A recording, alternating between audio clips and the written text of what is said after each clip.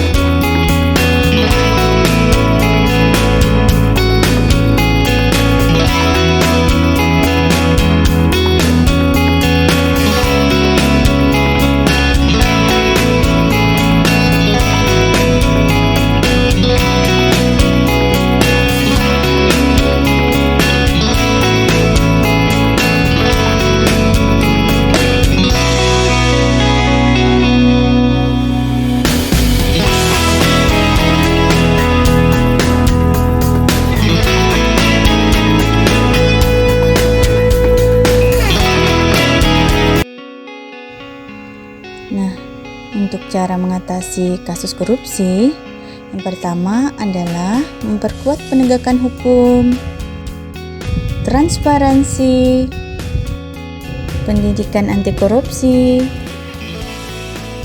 peningkatan kesejahteraan pegawai publik, membangun sistem pengawasan yang kuat, dan penggunaan teknologi digital. Untuk mencegah korupsi, mari kita terapkan prinsip dan nilai-nilai anti korupsi. Prinsip anti korupsi yang harus kita terapkan, yang pertama, akuntabilitas, yaitu sesuai antara aturan dan pelaksanaan kerja. Dan yang kedua, transparansi, yaitu kejelasan dan keterbukaan dalam pengambil keputusan dan pengelolaan sumber daya. Dan yang ketiga, kewajaran, yaitu menghindari ketidakwajaran dalam penganggaran dan proses. Adapun nilai-nilai anti korupsi yang harus kita terapkan, yaitu yang pertama adalah jujur, yaitu bersikap lurus hati, tidak berbohong, tidak curang, dan tulus ikhlas. Yang kedua, peduli, yaitu mengindahkan, memperhatikan, dan menghiraukan. Dan yang ketiga, mandiri, yaitu tidak bergantung pada orang lain. Yang keempat, disiplin, yaitu taat dan patuh pada peraturan. Dan yang kelima, tanggung jawab, yaitu wajib menanggung segala sesuatunya. Dan yang keenam, kerja keras, yaitu bertindak bersungguh-sungguh dan tanpa lelah. Dan yang ketujuh adalah sederhana, yaitu hidup sesuai dengan kemampuan tanpa berlebihan. Dan yang kedelapan, berani, yaitu tidak takut menghadapi bahaya atau kesulitan. Dan yang terakhir, nomor 9 adalah adil, yaitu bersikap imparsial, tidak memihak kecuali pada kebenaran. Uang bukan segalanya, namun segalanya butuh uang. Bagaimana tidak banyak kasus yang dapat dijumpai mengenai uang suap ini. Dalam arti lain adalah uang pelicin. Suap terjadi akibat ketidakkepercayaan dan keengganan terhadap demokrasi yang bisa melahirkan kehidupan publik yang lebih sehat. Masalah suap adalah salah satu masalah yang sudah sangat lama terjadi dalam masyarakat.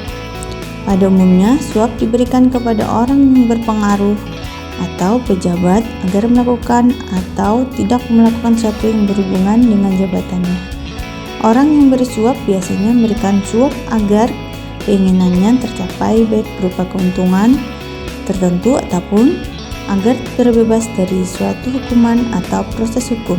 Kesimpulan dari paparan di atas, melalui kesadaran dan komitmen bersama, diharapkan korupsi dapat diminimalisir sehingga tercipta masyarakat yang adil, sejahtera, dan bebas dari praktik korupsi.